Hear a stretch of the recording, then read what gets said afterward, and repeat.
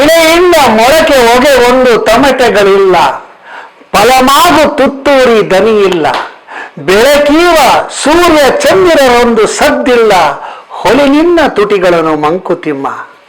ಈ ಮಂಕುತಿಮ್ಮನ ಕಗ್ಗನ ಯಾಕೆ ಹೇಳಿದೆ ಅಂದರೆ, ನಾನು ಹೈಸ್ಕೂಲ್ ಓದ್ತಾ ಇರಬೇಕಾದ್ರೆ ಒಂದು ಡಿಬೇಟ್ ಕಾಂಪಿಟೇಷನಲ್ಲಿ ಫಸ್ಟ್ ಪ್ರೈಸ್ ಸಿಕ್ಬಿಡ್ತು ನನಗೆ.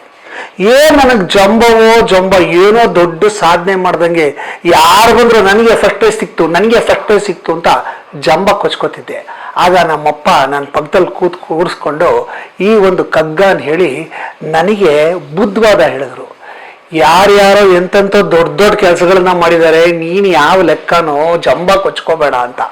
ಅದು ನನ್ನ ತಲೆಯಲ್ಲಿ ಇವತ್ತಿಗೂ ಕೂತಿದೆ.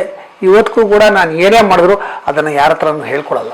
ಯಾಕಪ್ಪ ಈ ಕತೆ ಹೇಳ್ತಾ ಇದ್ದೀನಿ ಅಂತ ಯೋಚನೆ ಮಾಡ್ತಿದ್ದೀರಾ ಅಲ್ವಾ? ಯಾಕೆ ಹೇಳ್ತಾ ಇದ್ದೀನಿ ಅಂದರೆ, ನಮ್ಮ ಆತ್ಮೀಯ ಗೆಳೆಯರಾದಂಥ ಶ್ರೀನಾಥ್ ವಶಿಷ್ಠ ಅವರು ಕಲಾವೇದಿಕೆ ಯೂಟ್ಯೂಬ್ ಚಾನಲ್ ಅಂತ ಒಂದು ಹೊಸ ಯೂಟ್ಯೂಬ್ ಚಾನಲ್ನ ಸ್ಟಾರ್ಟ್ ಮಾಡಿದ್ದಾರೆ. ಅದರಲ್ಲಿ ಈ ಕಗ್ಗಮಂಥನ ಅಂತ ಒಂದು ಕಾರ್ಯಕ್ರಮ ಮಾಡ್ತಾ ಇದ್ದಾರೆ. ಈ ಕಗ್ಗಮಂಥನದ ವಿಶೇಷ ಏನು ಅಂದರೆ, ಒಂದು ಮಂಕುತಿಮ್ಮನ ಕಗ್ಗವನ್ನು ಆಯ್ದುಕೊಂಡು ಆ ಕಗ್ಗವನ್ನು ಹೇಳ್ತಾ ಅದರ ಬಗ್ಗೆ ವಿಶ್ಲೇಷಣೆ ಕೊಡೋದಲ್ದಿರ ಆ ಕಗ್ಗದ ಹಿಂದೆ ಇರುವಂಥ ಒಂದು ಕಥೆಯನ್ನ ಒಂದು ದೃಶ್ಯ ರೂಪಕವಾಗಿ ಅದನ್ನು ಪಿಕ್ಚರೈಸ್ ಮಾಡಿ ನಿಮಗೆ ಅದನ್ನು ಮನದಟ್ಟಾಗೋ ಹಾಗೆ ತೋರಿಸ್ತಾರೆ.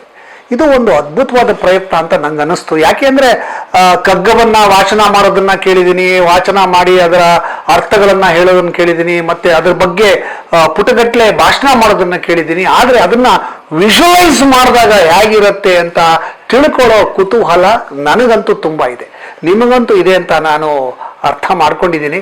ಸೊ ದಯವಿಟ್ಟು ನೀವೆಲ್ಲರೂ ಈ ಕಲಾವೇದಿಕೆ ಯೂಟ್ಯೂಬ್ ಚಾನಲ್ನ ಸಬ್ಸ್ಕ್ರೈಬ್ ಮಾಡಿ, ಇಂಥ ಒಂದು ಅದ್ಭುತವಾದ ಕಾರ್ಯಕ್ರಮವನ್ನು ನೋಡಿ ಇಷ್ಟಪಟ್ಟು ಲೈಕ್ ಬಟನ್ ಒತ್ತಿ, ನಿಮ್ಮ ಸ್ನೇಹಿತರಿಗೆ ಶೇರ್ ಮಾಡಿ, ಮತ್ತೆ ಸಬ್ಸ್ಕ್ರೈಬ್ ಮಾಡ್ಕೊಳ್ಳಿ.